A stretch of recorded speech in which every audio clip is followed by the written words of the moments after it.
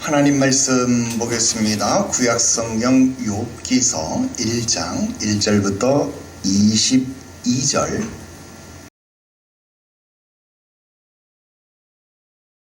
우스 땅에 욥이라 불리는 사람이 있었는데 그 사람은 온전하고 정직하여 하나님을 경외하며 악에서 떠난 자더라.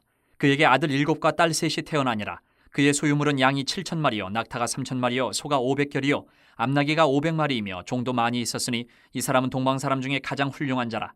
그의 아들들이 자기 생일에 각각 자기의 집에서 잔치를 베풀고 그의 누이 3명도 청하여 함께 먹고 마시더라. 그들이 차례대로 잔치를 끝내면 욥이 그들을 불러다가 성결하게 하되 아침에 일어나서 그들의 명수대로 번제를 드렸으니 이는 욥이 말하기를 혹시 내 아들들이 죄를 범하여 마음으로 하나님을 욕되게 하였을까 함이라. 욥의 행위가 항상 이러하였더라. 하루는 하나님의 아들들이 와서 여호와 앞에 섰고 사탄도 그들 가운데 온지라. 여호와께서 사탄에게 이르시되 네가 어디서 왔느냐. 사탄이 여호와께 대답하여 이르되 땅을 두루 돌아 여기저기 다녀왔나이다. 여호와께서 사탄에게 이르시되 내가 내 종 욥을 주의하여 보았느냐. 그와 같이 온전하고 정직하여 하나님을 경외하며 악에서 떠난 자는 세상에 없느니라. 사탄이 여호와께 대답하여 이르되 욥이 어찌 까닭없이 하나님을 경외하리까. 주께서 그와 그의 집과 그의 모든 소유물을 울타리로 두르심 때문이 아니니까. 주께서 그의 손으로 하는 바를 복되게 하사 그의 소유물이 땅에 넘치게 하셨음이니이다. 이제 주의 손을 펴서 그의 모든 소유물을 치소서. 그리하시면 틀림없이 주를 향하여 욕하지 않겠나이까. 여호와께서 사탄에게 이르시되 내가 그의 소유물을 다 내 손에 맡기노라. 다만 그의 몸에는 내 손을 대지 말지니라. 사탄이 곧 여호와 앞에서 물러가니라. 하루는 욥의 자녀들이 그 맏아들의 집에서 음식을 먹으며 포도주를 마실 때에 사환이 욥에게 와서 아뢰되 소는 밭을 갈고 나귀는 그 곁에서 풀을 먹는데 스바 사람이 갑자기 이르러 그것들을 빼앗고 칼로 종들을 죽였나이다. 나만 홀로 피하였으므로 주인께 아래로 왔나이다. 그가 아직 말하는 동안에 또 한 사람이 와서 아뢰되 하나님의 불이 하늘에서 떨어져서 양과 종들을 살라버렸나이다. 나만 홀로 피하였으므로 주인께 아래로 왔나이다. 그가 아직 말하는 동안에 또 한 사람이 와서 아뢰되 갈대아 사람이 새 무리를 지어 갑자기 낙타에게 달려들어 그것을 빼앗으며 칼로 종들을 죽였나이다. 나만 홀로 피하였으므로 주인께 아래로 왔나이다. 그가 아직 말하는 동안에 또 한 사람이 와서 아뢰되 주인의 자녀들이 그들의 맏아들의 집에서 음식을 먹으며 포도주를 마시는데 거친 들에서 큰 바람이 와서 집 네 모퉁이를 치매 그 청년들 위에 무너짐으로 그들이 죽었나이다. 나만 홀로 피하였으므로 주인께 아래로 왔나이다 한지라. 욥이 일어나 겉옷을 찢고 머리털을 밀고 땅에 엎드려 예배하며 이르되 내가 모태에서 알몸으로 나왔사온즉 또한 알몸이 그리로 돌아가올지라. 주시니도 여호와시요 거두시니도 여호와시오니 여호와의 이름이 찬송을 받으실지니이다 하고 이 모든 일에 욥이 범죄하지 아니하고 하나님을 향하여 원망하지 아니하니라. 오늘은 욥기서 1장 1절부터 22절까지 말씀 통해서 욥이 당신에게 말을 거는 이유, 말을 건네는 이유, 이런 제목으로 말씀드리려고 합니다. 여러분, 욥기의 서두격이 되는 1절부터 5절까지 말씀해 보면 욥에 대한 프로필이라고 할까요? 욥에 대한 소개가 나오고 있습니다. 그가 어떤 사람인지에 대해서 굉장히 자세하게 설명해 주고 있는데요. 먼저 3절 말씀해 보니까요. 욥은 동방에 사는 사람들 중에 가장 훌륭한 사람이다. 그렇게 이야기를 했습니다. 여러분, 여기서 이 훌륭하다라고 하는 말은 가돌, 그런 말인데요. 이 말은 위대한, 큰, great, 그런 말입니다. 그래서 예전 성경, 우리 개역 한글 성경에는 동방 사람 중에 가장 큰 자다, 이렇게 번역을 했어요. 그래서 지금 성경보다 예전 성경이 오히려 번역이 더 좋다, 그런 생각을 해보게 됩니다. 어쨌든 그러니까 그는 큰 사람, 곧 가장 위대한 동방의 사람이었다, 그렇게 성경은 그를 소개해주고 있습니다. 그런데 그가 어떻게 큰 사람인지, 어떻게 위대한 사람인지를 설명하면 우선 그의 성품이 온전하고 정직한 사람이었다, 그렇게 이야기를 하고 있어요. 우리가 지난번에 잠깐 살피기도 했는데요. 온전하다 하는 말은 원어로 참, 그런 말인데요. 이 말은 완전하다, 완벽하다, 그런 말입니다. 또 정직하다 하는 말은 야샤르라고 하는 말인데 이 말은 올곧다, 올바르다, 이런 뜻입니다. 그러니까 정직하다 하는 말, 또 온전하다 하는 이런 말은 욥이 흠잡을 데 없는 사람, 그런 순전한 마음으로 하나님 앞에 그릇됨이 없이 올곧은 사람, 올바른 태도를 가진 사람이었다라고 그의 성품을 소개해주고 있습니다. 그리고 그의 가족 관계에 대해서도 소개를 해주고 있는데 그의 자녀들은 아들 7에 딸 3 그렇게 이야기를 해주고 있습니다. 그러니까 우리는 그냥 단순히 아들 7명, 딸 3명 이렇게 생각을 할 수 있지요. 그런데 그냥 진짜 아들 7에 딸 3 우리 그냥 그렇게 생각할 것이 아니라 성경에서 완전한 수를 의미하는 7, 그러니까 여러분 일주일 하나님이 7일 만에 세상 천지창조를 6일 만에 끝내고 7일째 안식하셨다, 뭐 이런 생각, 또 뭐 이런 거 우리 7이라는 숫자와 관계된 것들 굉장히 많이 있죠. 무지개 색깔도 빨주노초 파남보 뭐 이런 이야기도 하고, 여러분 7이라고 하는 것, 이 7이라고 하는 숫자는 그런 성경에서 완전한 숫자를 상징한다 하는 겁니다. 뿐만 아니라 또다시 완전한 숫자를 상징하는 3, 그래서 삼위일체 하나님 의미하는 성부, 성자, 성령을 의미하는 완전한 숫자를 의미하는 3이라는 숫자를 사용하고 있다. 그래서 7과 3이 합쳐진, 그래서 10이 되어진 그런 더할 나위 없는 충만한 자녀의 구성을 표방하고 있다 하는 거예요. 왜 10이 충만한 자녀의 수냐? 여러분 고대 사람들의 이 숫자를 세는 방법에서 우리가 흔히 말하는 십진법, 그래서 10 그러면 가장 충만하게 세워진 숫자가 되는 것이죠. 자, 소유물들 한번 볼래요? 소유물들도 마찬가지입니다. 양이 7,000마리인데 낙타가 3,000마리입니다. 그러니까 자녀의 숫자가 10이었는데 양과 낙타의 숫자를 합치면 10,000마리, 그러니까 10,000마리가 되는 거죠. 1,000마리가 10개, 그래서 10,000마리, 그러면 10,000마리가 되는 거죠. 자, 소도 500마리, 암나기도 500마리, 합하면 1,000마리가 되는 것이죠. 그러니까 이게 또 십진수의 단위로 끊어지는 숫자가 된다 하는 거죠.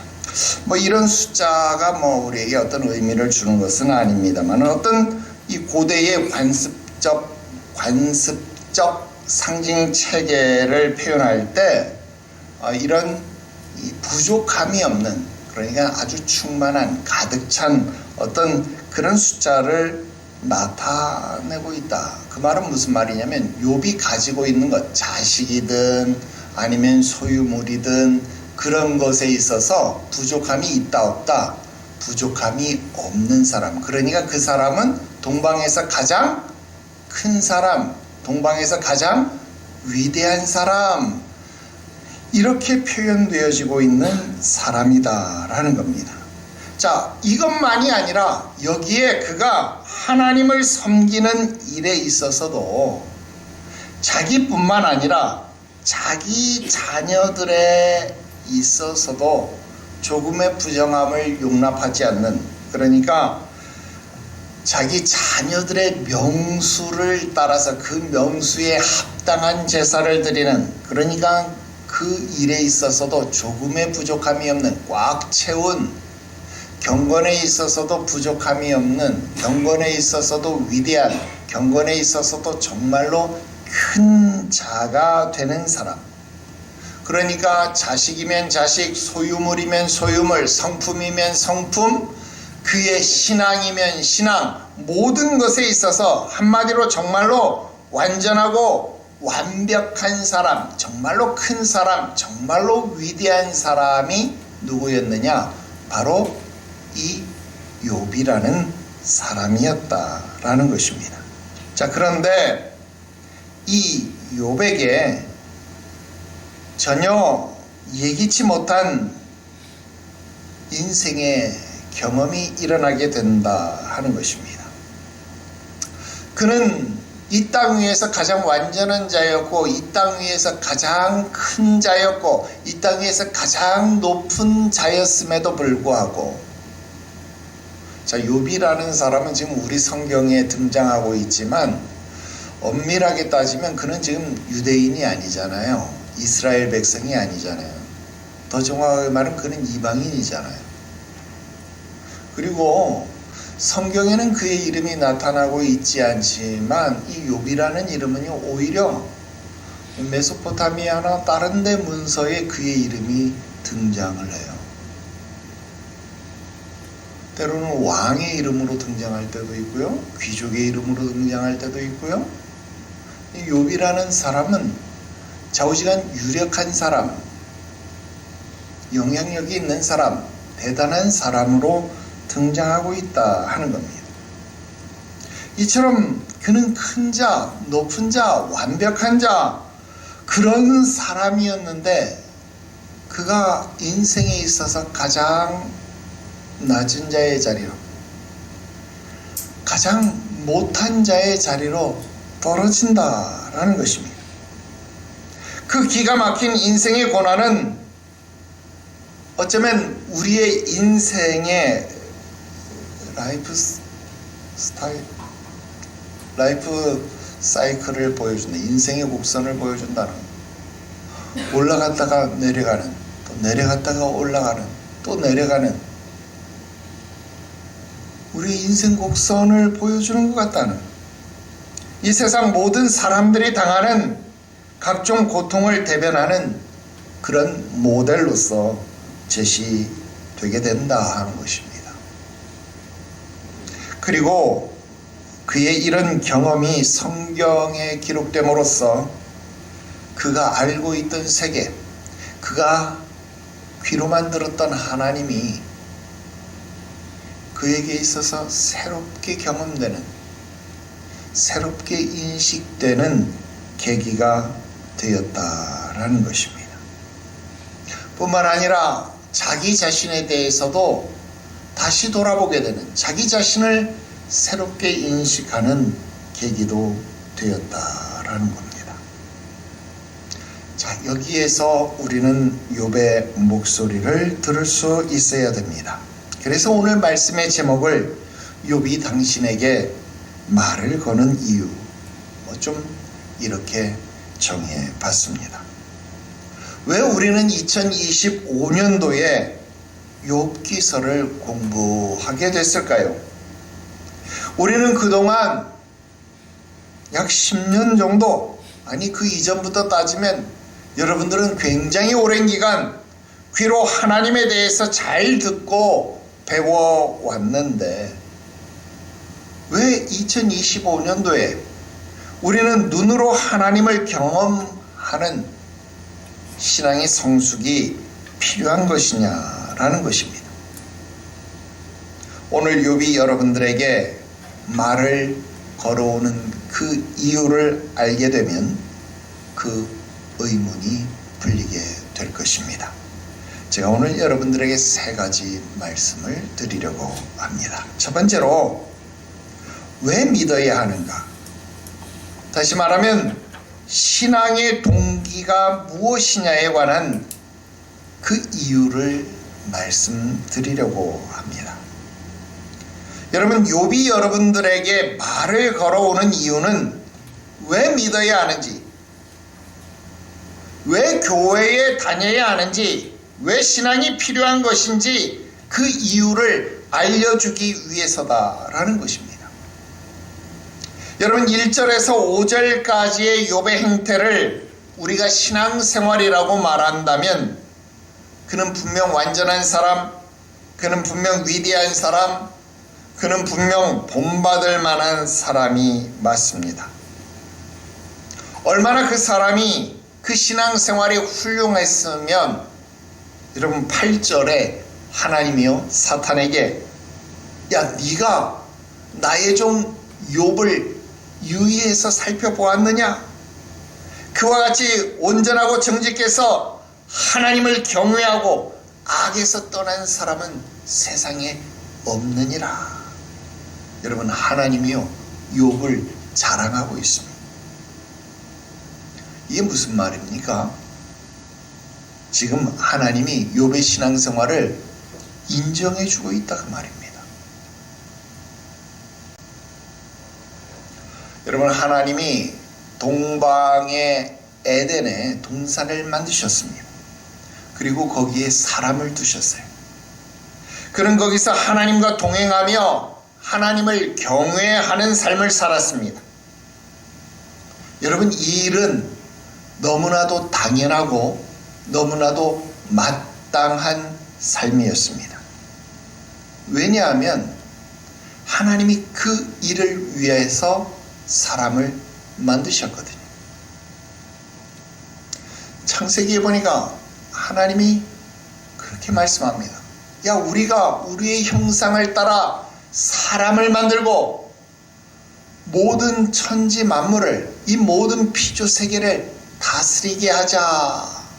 그렇게 결정하셨어요. 그리고 사람을 빚으시고 사람을 창조하시고 사람에게 복을 주셨다. 그렇게 기록합니다.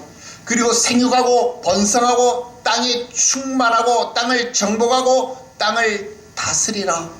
그에게 사명을 주었습니다. 그리고 그가 동산에 거하며 하나님과 동행하였습니다. 여러분, 이것은 너무나도 당연한 일이었습니다. 너무나도 마땅한 일이었습니다. 사단이 그에게 와서 그에게 이상이 생기게 만들기 전까지 이 일은 너무나도 당연하고 너무나도 마땅한 일이어서 여러분, 여기에는 전혀 다른 이유가 존재하지 않았습니다. 비슷하게도요, 동방의 우스 땅에 욥이라는 사람이 있었고 그는 하나님 보시기에 온전하고 정직한 자였습니다. 얼마나 그의 신앙생활이 좋았는지 하나님께서 사단에게 시험을 허락하실 정도로 자신이 있는 사람이었습니다. 그런데 이처럼 마땅히 당연하고 마땅한 신앙생활, 사람이라면 너무나도 당연하고 마땅한 하나님을 경외하는 일에 의문을 제기하는 자가 있더라는 것. 누굽니까? 바로 사탄입니다. 그 사탄은 오늘날도 우리에게 우리 신앙의 동기에 대해서 문제를 제기한다는 겁니다. 우리가 하나님을 믿고 하나님을 섬기는 일은 너무나도 당연하고 너무나도 마땅한 일인데도 불구하고 사단은 우리에게 와서 야, 네가 그럴 리가 없어. 네가 그런다고? 그렇다면 네 신앙을 증명해봐. 우리에게 요구한다는 겁니다. 9절입니다. 욥이 어찌 까닭 없이 하나님을 경외하겠습니까? 여러분, 여기서 이 까닭 없이에 해당하는 히브리어는요, 흰남, 이런 말입니다. 이 흰남이라고 하는 말은 무료로, 이런 말이에요. 무료로, 대가 없이, 헛되게, 이런 뜻입니다. 여러분, 사단의 이런 참소는요, 오늘날 수많은 종교인들의 신앙생활의 허상을 그대로 보여준다는 겁니다. 그렇습니다. 오늘날 종교생활이라는 것이 다 이렇더라는 것입니다. 여러분, 일반적으로 종교라고 하는 것은요, 무료로 대가 없이 그냥 신을 믿고 따르는 것이 아닙니다. 여러분, 일반적으로 사람이 종교를 갖는 이유는 무엇입니까? 일반적으로 사람이 신을 믿고 따르는 이유가 무엇입니까? 사람들은요, 마음의 안정을 원하고 생활의 건강을 원하고 삶의 행복을 추구하기 때문에 종교를 갖는다는 겁니다. 신앙을 갖는다라는 겁니다. 신을 믿는다라는 것입니다. 그렇기 때문에 일반적인 종교는 기복적 종교입니다. 기복적 신앙입니다. 당연히 복을 구하는 종교다 그 말입니다. 그럼 여러분 여기서 놀라지 않을 수 없죠. 그러면 우리는 아닌가요? 오늘날 교회도 하나님의 주시는 복을 받기를 원하고 또 그 복을 통해서 마음의 안정, 육신의 건강을 기원하는 것 아닙니까? 신년 축복 소원헌금에 다 그런 기도 제목 쓰는 거 아닙니까? 그렇습니다. 바로 여기에 사단의 참소가 있다라는 겁니다. 그렇기 때문에 여기에 바른 답변을 제시하지 못하면 우리는 사단이 주는 고난을 만나게 된다 하는 것입니다. 왜냐하면 사단은 내가 틀렸다라는 것을 증명하기를 원하기 때문에 그렇습니다. 그래서 사단은 나를 무릎 꿇게 만들려고 내가 잘못됐다라는 것을 인정하게 만들려고 끊임없이 나에게 고난을 갖다 준다라는 것입니다. 내가 원하든 원하지 않든 그것을 증명하게끔 우리에게 고난이 발생된다라는 것입니다. 자, 사단이 제시하는 이유가 무엇일까요? 10절 말씀 보세요. 그와 그의 집과 그의 모든 소유물을 울타리로 두르심 때문이다. 이렇게 말해요. 여러분, 사단은요 울타리로 보호받는 세 가지 항목을 언급하고 있어요. 뭐예요? 욥 자신, 그 다음 그의 가정, 마지막은 그의 소유물, 이거예요. 이거를 하나님이 지금 울타리로 보호하고 계시기 때문에 하나님이 이렇게 복을 주고 계시기 때문에 욥이 하나님을 경외하는 거다라는 거예요. 까닭 없이 무료로 대가 없이 욥이 하나님을 경외할 리 없다는 거예요. 그러므로 만약 하나님이 그 울타리를 거두어내시면, 그 보호하심을 제하여 버리면 욥은 하나님을 경외하지 않을 거다라는 확신이 사단에게 있는 겁니다. 그래서 하나님이 허락을 하는 거예요. 그래, 한번 시험해봐. 자, 사단이 제일 먼저 그의 소유물들을 공격합니다. 14절부터 17절까지가 그 내용인데요. 소와 나귀를 스바 사람들이 와서 빼앗아가 버립니다. 양떼는 하늘에서 불이 떨어져 타 죽고 말았습니다. 낙타는 갈대아 사람들이 와서 빼앗아갔습니다. 무슨 말입니까? 하루아침에 알거지가 됐다 그 말입니다. 그리고 그 다음에는 그의 가정을 공격했습니다. 18절부터 19절까지가 그 내용이죠. 갑자기 돌풍이 불어와서 집이 무너졌고 자식들이 깔려 죽었다 그 말입니다. 압살을 당했다 그 말입니다. 뭐 지진이든 토네이도든 뭐 천재지변으로 인한 돌연 사고사를 당했다 그 말입니다. 하루아침에 단란했던 가정이 파괴되어져 버린 겁니다. 마지막으로는요, 욥을 공격했습니다. 이건 다음 주에 자세하게 말씀을 드리겠습니다. 아무튼 이렇게 사단은요, 욥의 재산 그리고 단란한 가정을 철저하게 파괴해 버립니다. 자, 이런 상황 속에서도 하나님을 경외할 수 있느냐, 하나님을 믿을 수 있느냐, 신앙생활을 할 수 있느냐 그 말입니다. 여러분, 오늘날 우리가 종교생활을 하면 할수록, 신앙생활을 하면 할수록, 아니 하나님을 사랑하면 사랑할수록 이런 고난이 다가왔을 때 느끼는 배신감, 이런 고난이 다가왔을 때 이것을 한꺼번에 빼앗겼을 때 느끼는 그 상실감은 여러분 더 크다라고 하는 겁니다. 자, 과연 이런 상황 속에서 저와 여러분들은 신앙생활을 할 수 있겠느냐 하는 겁니다. 하나님 믿을 수 있겠느냐 하는 겁니다. 교회 나갈 수 있겠느냐 하는 거예요. 주일 성수하고 11조를 드릴 수 있겠느냐 하는 겁니다. 너 이런데도 신앙생활 할래? 사단은 우리에게 이렇게 잠수하고 있다는 겁니다. 자, 이제 두 번째 말씀 드립니다. 이 질문에 대한 욥의 답변입니다. 욥이 여러분들에게 주는 답변입니다. 자, 이스라엘 사람들은요, 이 욥기서를 가리켜서 지혜문화 그렇게 부릅니다. 욥기서뿐만 아니라 잠언서, 전도서, 몇몇 책들을 가리켜서 지혜문학 이렇게 불러요. 그 이유는 이런 성경이 우리들에게 정말로 참다운 지혜를 일깨워준다 그 말입니다. 자, 욥은 우리들에게 답을 주는데 그냥 답변을 주는 것이 아니라 대단한 통찰력을 통해서 정말로 지혜로운 답변을 주고 있습니다.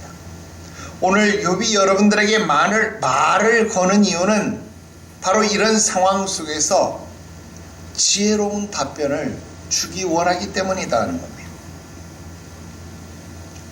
사탄의 이런 참소를 경험하게 되면 누구나 무력해질 수밖에 없습니다. 왜냐하면 그런 상황 속에서 할 수 있는 것이 아무것도 없기 때문에 그렇습니다. 여러분, 사기 당하고 싶어서 사기 당합니까? 망하고 싶어서 망합니까? 돈 떼이고 싶어서 돈 떼입니까? 아닙니다. 여러분, 그 앞에서 우리가 할 수 있는 것 아무것도 없습니다. 여러분, 법에 하소연을 하니까 회복이 됩니까? 여러분, 민사소송으로 사기친 사람 잡아서 손해배상 다 받아냈다라고 하는 사람 보신 적 있습니까? 여러분, 배상할 돈 있으면 그 사람이 애시당초 사기를 쳤겠어요? 사기 안 쳤을 겁니다. 여러분, 떼인 돈 받아들입니다. 차 타고 가다 보면 옆에 붙어있는 거, 여러분, 그런 사람 통해서 떼인 돈 받아집니까? 물론 그런 불법 추심 업체들을 통해서 어느 정도 강제 추심을 할 수 있는지는 모르겠지만 그 부작용, 그 여파 만만치 않을 겁니다. 며칠 전 고등학교 동창생 하나를 만났어요. 남대문에서 모자 장사를 하던 친구인데요. 코로나 기간에도 가게 월세가 400만 원씩 꼬박꼬박 나가야 했답니다. 근데 남대문 상권이 그렇대요. 한번 가게를 빼면 다시 들어가기가 너무 어려운 거예요. 가게하고 창고 두 칸을 쓰는데 그 월세가 400이에요. 앞에서. 자리를 뺄 수가 없기 때문에 울며 겨자 먹기로 버티는데 그게 쉬운 일이 아니잖아요. 그래서 아내를 가게에 남겨놓고 자기는 가게세라도 벌어야 되겠다 생각을 하고 택배를 시작했다 말했습니다. 1년이면 끝나겠지, 코로나가 끝나겠지 생각을 하고 1년 동안 죽어라고 일을 했답니다. 그런데 1년이 지나도 코로나가 안 끝나더래요. 2년이면 끝나겠지, 그런데도 코로나가 안 끝나더래요. 3년 동안 택배를 해서 죽을 똥살똥 일을 했는데 겨우 코로나가 끝났습니다. 그런데 경기가 살아나지를 않더래요. 택배를 1년만 더 해보자. 택배 일을 4년을 했는데도 경기가 살아나지를 않답니다. 그전에는 유치원, 어린이집, 관공서, 사회 동호회 이런데 여러분 모자를 납품하고 꽤나 장사를 했는데 경기가 살아나지를 않으니까 모자가 안 나가는 거예요. 그래서 여전히 가게는 아내에게 맡기고 이제 택배는 그만두고 자기는 요양보호사 자격을 따고 장애인 돌봄 서비스 등을 하면서 가게비를 충당하면서 내일을 꿈꾸고 있노라고 말을 했습니다. 여러분, 망하고 싶어서 망하는 사람 아무도 없잖아요. 그죠? 돈을 떼이는 것도 마찬가지입니다. 여러분, 물질만 잃으면 그나마 다행 아닙니까? 그런데 요즘은 물질을 잃으면 가정도 피폐해지더라 하는 거예요. 여러분, 일가족이 빚 독촉에 시달리다 극단적 선택을 하는 뉴스들을 볼 때면 여러분, 이게 남일 같지 않잖아요. 욥의 시련도 보십시오. 1절부터 5절까지는 정말 최고의 위대한 삶을 살았던 자, 가장 큰 자, 가장 거부였던 그에게 닥쳐오는 시련은 이루 말할 수 없는 고통이었습니다. 먼저는 그의 재산, 그의 가축들을 빼앗기거나 죽임을 당했잖아요. 그 다음에는 데미지가 조금 더 큰 그의 종들이 칼로 죽임을 당했다 이 말이에요. 그런데 마지막은 여러분 어때요? 눈에 넣어도 아프지 않은 자기 자식들이 한꺼번에 죽었다 이 말이에요. 여러분, 죽음에 경중이 있겠습니까마는 그래도 나에게 충격을 주는 중요도가 차이가 있겠죠. 동물이 죽은 것하고 사람 죽은 것하고는 차이가 있잖아요. 또 종이 죽은 것하고 자식이 죽은 것하고는 또 차이가 있잖아요. 여러분, 작은 것에서부터 시작해서 큰 것에 이르기까지 여러분 재앙이 점점 번져가더라 그 말입니다. 신앙을 가지면, 믿음을 가지면, 교회에 나가면 점점 좋아져야 하지. 주일 성수하고 11조를 하면 점점 복을 받아야지. 아니, 점점 안 되고 점점 힘들어지면 누가 신앙생활하고 누가 교회 나가겠습니까? 그런데 여러분, 이런 일반론을 말할 것 같으면 예수 믿지 말아야지요. 그리고 이런 보편론을 말할 것 같다라고 한다면 제자 삼는 교회 교인, 그러니까 그리스도의 제자가 되고 또 다른 사람을 그리스도의 제자로 이끄는 사람은 될 수 없는 것 아닙니까? 그럼 어떻게 해야 됩니까?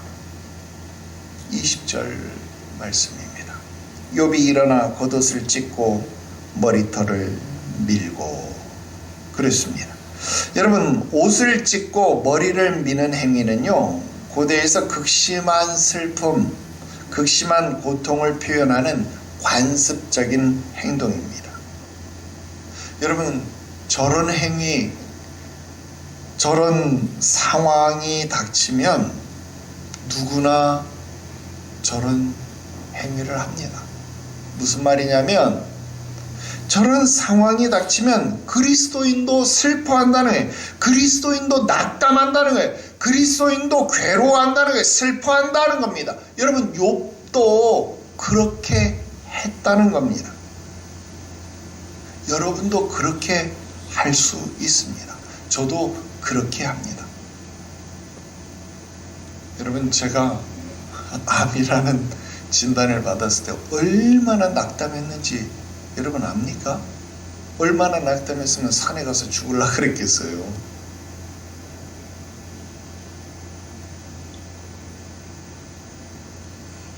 그런데 낙담하는 거 괜찮아요. 누구나 다 그럴 수 있습니다. 그런데 중요한 것은 그 다음이다 이 말입니다. 자, 20절에 그 다음에 땅에 엎드려 예배하며 그랬습니다. 그리스도인은요, 그것도 참된 신앙인은요, 그 다음이 중요하다는 거예요. 여러분, 세상 사람들 중에도 긍정적인 사고방식을 가진 사람들은 어떻게 합니까?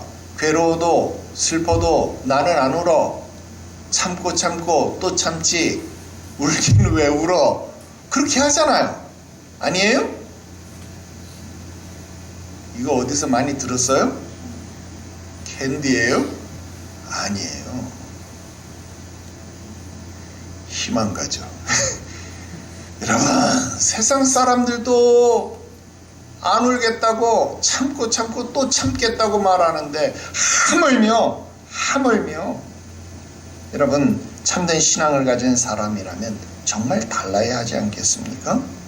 잠깐 슬픔으로 옷을 찢고 머리를 미는 고통을 맛볼 수 있습니다. 하지만 바로 엎드려 경배할 수 있어야 합니다. 그게 그리스도인입니다. 그게 그리스도의 제자된 모습입니다. 어떻게 그럴 수 있냐고요? 욥의 답변 내용입니다. 21절입니다. 내가 모태에서 알몸으로 나와 싸운 적 또한 알몸이 그리로 돌아갈지라. 주신 이도 여호와시요 거두신 이도 여호와시니 여호와의 이름이 찬송을 받으실지니이다. 자, 무슨 말입니까? 내가 태어나면서 알몸으로, 즉 빈손으로 태어났는데 뭐가 문제냐 그 말입니다. 결국 내가 태어날 때 아무것도 가지고 오지 않았는데 죽을 때도 나는 아무것도 가지고 가지 않는 것을 지금까지 많이 봐왔는데 뭐가 문제냐 그 말입니다. 그렇다면 내가 아무것도 가지고 오지 않고 아무것도 가지고 갈 수 없다면 이 땅 위에 내가 사는 동안 내가 가지고 있는 것은 누군가가 나에게 준 것이고, 그렇다면 그것을 가져가는 것도 주신 이가 가져가는 것인데, 아무것도 가지고 오지 않았던 내가 잠시라도 받아서 썼으니 그것은 주신 이에게 내가 감사를 해야 할 것 아니냐? 여러분, 이것이 욥이 말하는 논리입니다. 여러분, 대단하지 않습니까? 그러니까 하나님은 원망의 대상이 아니라 나에게 잠시라도 주신 분이기 때문에 오히려 감사의 찬송을 받으셔야 된다라는 겁니다. 여러분, 이것이 욥이 가진 신앙의 원리였습니다. 여러분, 이것이 우리가 신앙을 가져야 하는 이유, 우리가 신앙을 가진 이유, 우리가 종교생활, 우리가 신앙생활을 하는 이유입니다. 이것이 우리가 예수를 믿는 이유, 이것이 우리가 교회를 다니는 이유입니다.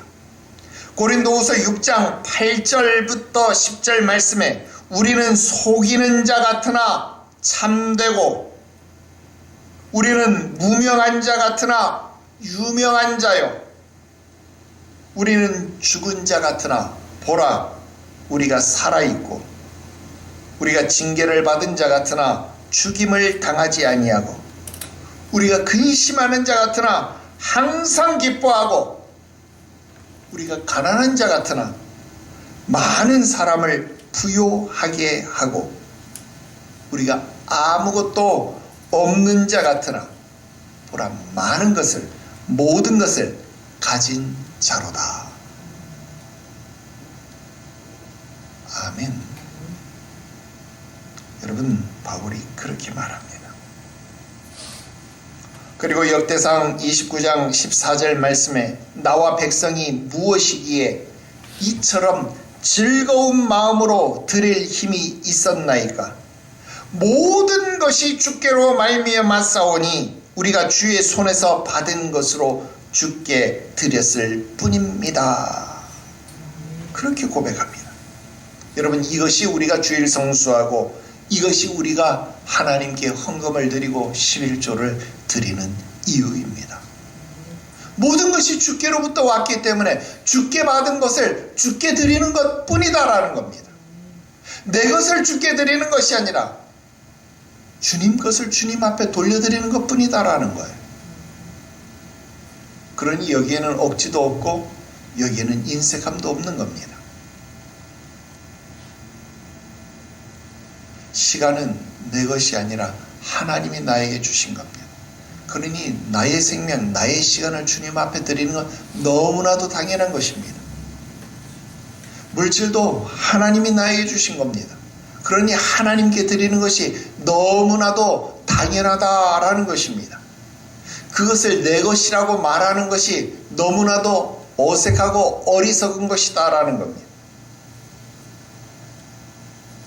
오늘 이 이유를, 이 지혜로운 욥의 답변을 빨리 깨달을 수 있기를 주 예수의 이름으로 축원합니다. 마지막 세 번째 말씀 드립니다. 욥이 우리에게 눈으로 보여주는 귀로만 듣던 하나님입니다. 잘 들으세요. 귀로만 듣던 하나님을 눈으로 보는 게 아니라 거꾸로 욥이 우리에게 눈으로 보여주는 귀로만 듣던 하나님입니다. 자, 우리가 지금 정신없이 1장을 공부하고 지나왔습니다만 1장부터 욥은 우리에게 귀로만 듣던 하나님을 눈으로 볼 수 있게 보여주고 있습니다. 짧게 두 개만 이야기할게요. 첫 번째는 주권자이신 하나님을 보여주고 있습니다. 자, 1장의 사건을 보면서 우리는 의문을 가질 수 있습니다. 아니, 왜 하나님은 사단이 욥을 시험하도록 허락하셨지? 이런 의문을 가질 수 있어요. 우리가 주의를 기울이지 않으면 놓치고 지나가는 부분이 있습니다. 여러분, 욥의 고난은요, 사단에서부터 시작된 것이 아닙니다. 다시요. 여러분, 하나님은요, 사단이 하나님 앞에 제안을 하니까 그래? 그럼 가서 시험해봐. 그렇게 하나님이 사단의 제안을 받아서 허락한 것이 아니다라는 거예요. 그러니까 사단이 아이 그 까닭없이 하나님을 경외할 일이 있습니까? 그 하나님이 그 울타리 치우면요 욥 하나님 경외 안 할 거예요. 한번 시험해 보세요. 그러니까 그래? 그럼 시험해봐. 하나님이 그렇게 한 것이 아니라는 거예요. 그러면 어떻게 해야 하나? 주의를 기울여 봐야 된다. 주의를. 자, 어디를 봐야 되느냐? 8절을 보세요. 8절에 보면 네가 내 종 욥을 주의하여 보았느냐? 그 전에 보면 야 네가 어디서 왔느냐? 그러니까 예 내가 세상 두루 잘 돌아보고 왔습니다. 그렇게 이야기를 하는데 일반적인 보고를 하고 있는데 뭐 이 뒷이야기들은 내가 나중에 따로 시간이 되면 여러분들에게 해드리고요. 자, 이런 일반적인 보고를 하는데 하나님이 갑자기 느닷없이 8절 이야기를 하는 거예요. 야, 네가 나의 종 욥을 주목해서 살펴봤어? 야, 그렇게 하나님 경외하고 악에서 떠난 자, 야, 세상에 없지? 하나님이 지금 오히려 사단의 관심을 막 유도하고 있다. 여러분, 이거 못 느낍니까? 하나님이 지금 사단을 오히려 유혹한다라면 좀 그렇지만 사단에게 오히려 관심을 끌어내는 듯한 그런 모습을 보게 된다는 거예요. 그리고 12절 말씀에 보면 야, 그의 소유물을 다 너의 손에게 맡긴다. 그러나 다만 그의 몸에는 너의 손을 대지 말라. 무슨 말입니까? 하나님이 범위를 제한하신다라는 겁니다. 자, 냉정하게 말하면 이 모든 시련, 이 모든 욥이 당하는 고난은 그 시작 그리고 그 진행 과정에 이르기까지 모두가 하나님의 주권 속에서만 이루어지고 있다라는 겁니다.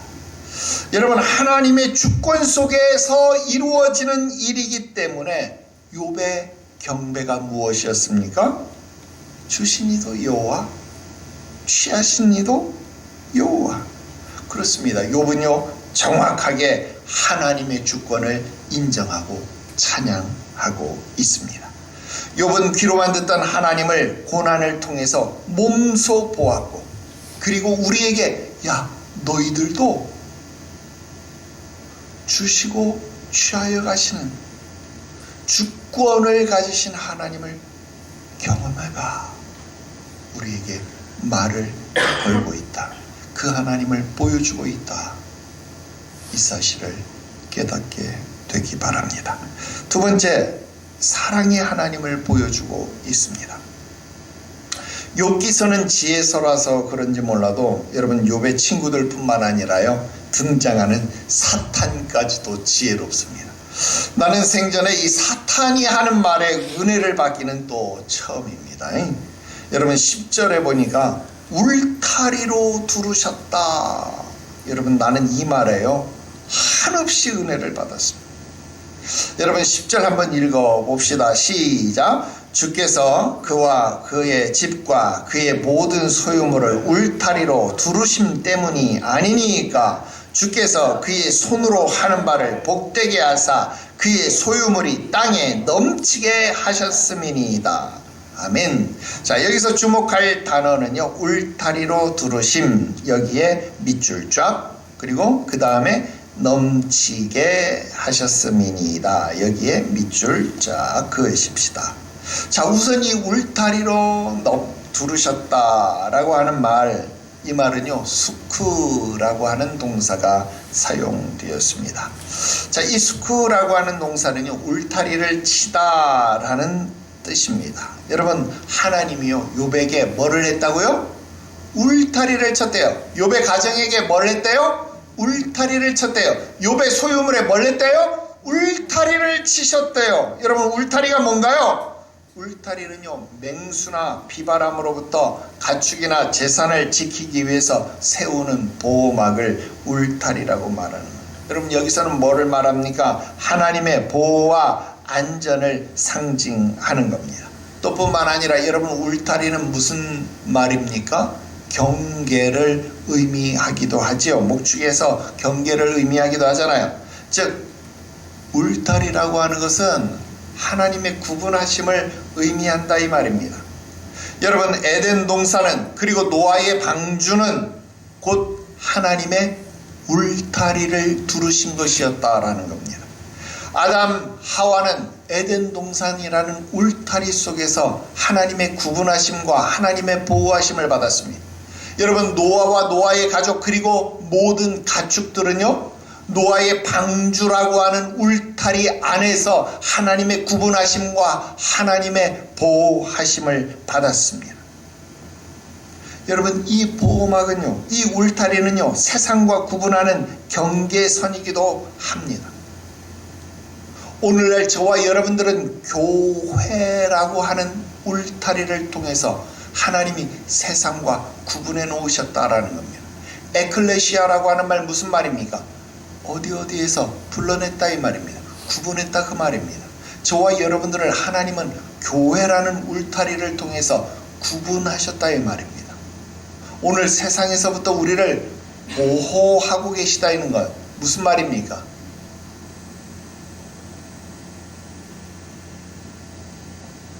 그 다음 넘치게 한다라는 말입니다. 이 넘치게 한다는 말 굉장히 재밌는 말입니다. 이 넘치게 한다라는 말은 파라츠라고 하는 말입니다.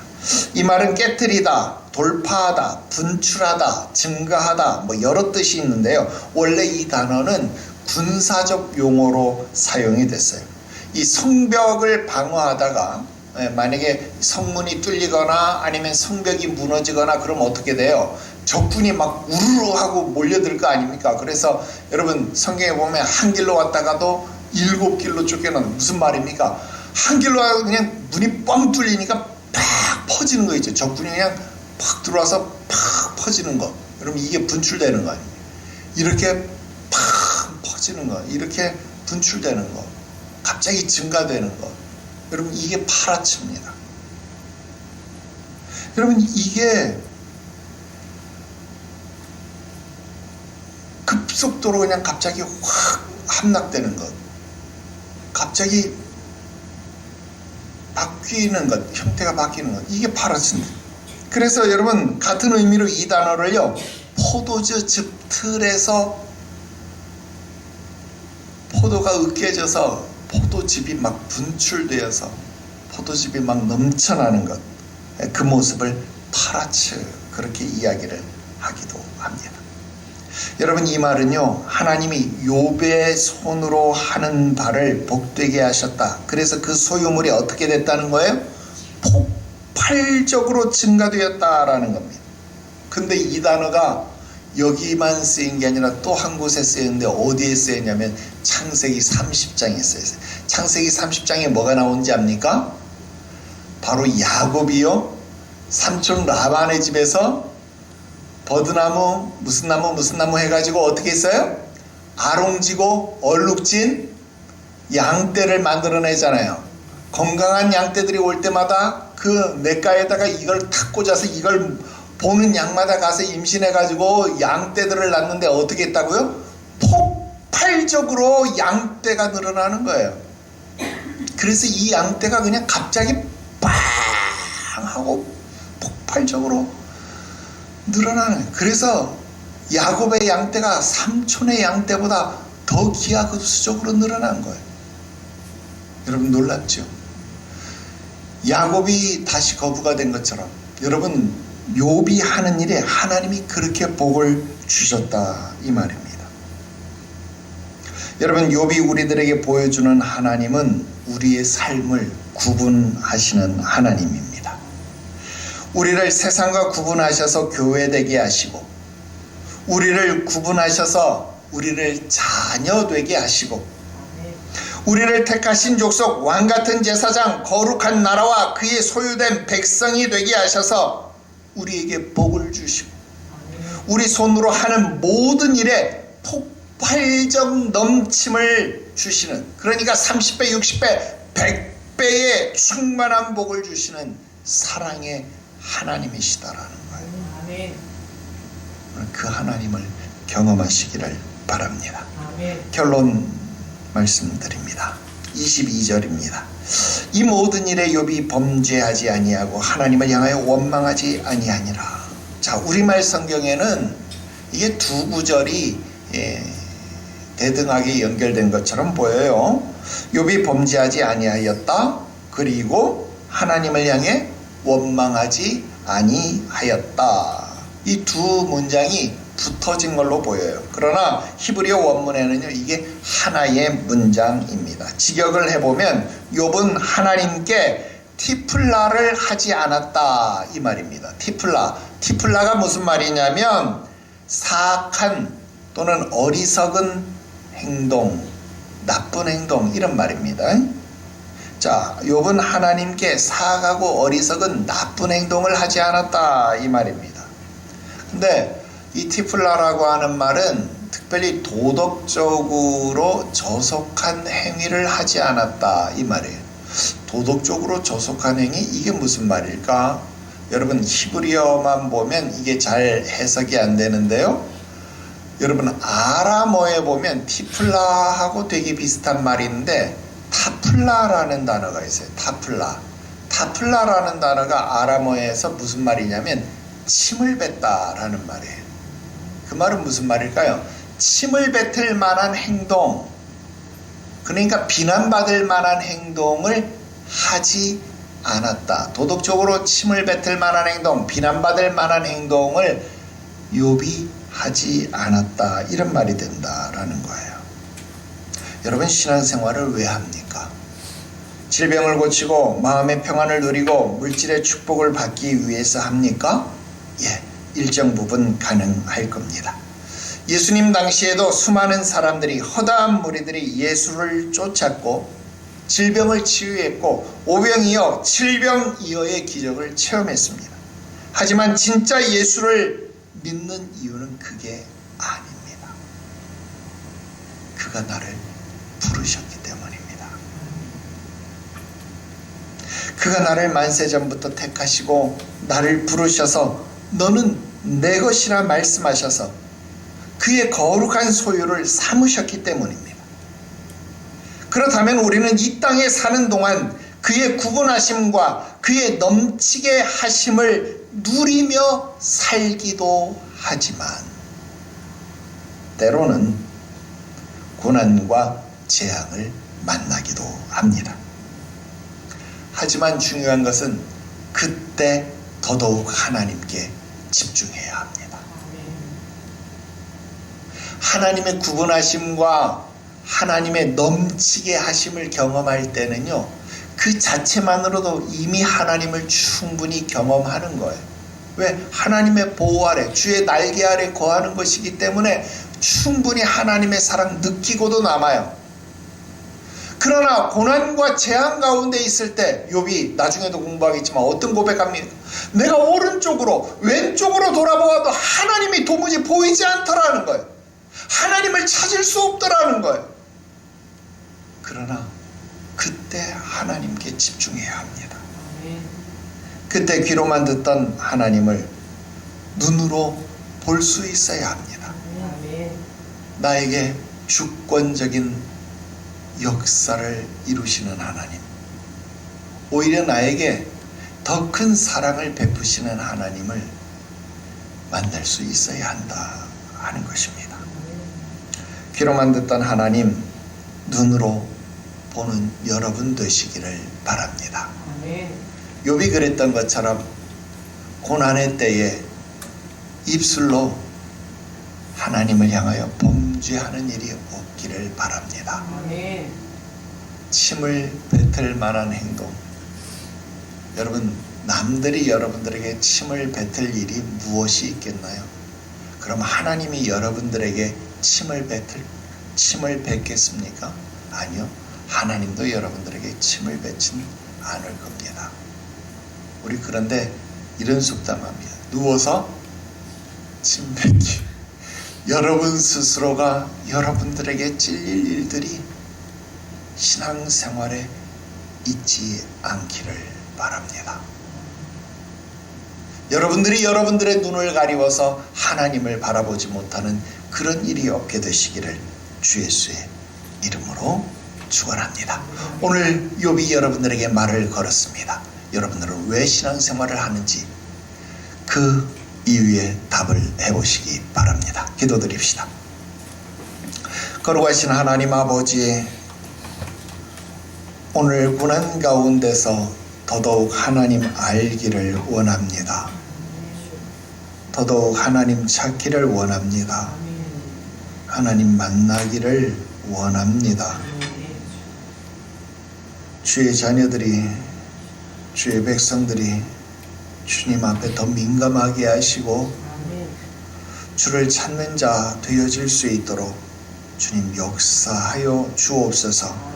지혜로운 욥의 말을 귀 기울이는 자 되게 하여 주셔서 오늘 주의 구분하심, 주의 보호하심이 있을 때에 기뻐하고 감격하게 하시고 고난과 재앙이 왔을 때에 주의 주권과 사랑을 느끼고 체험하게 하여 주시옵소서. 거룩하신 예수님의 이름으로 기도드리옵나이다. 아멘.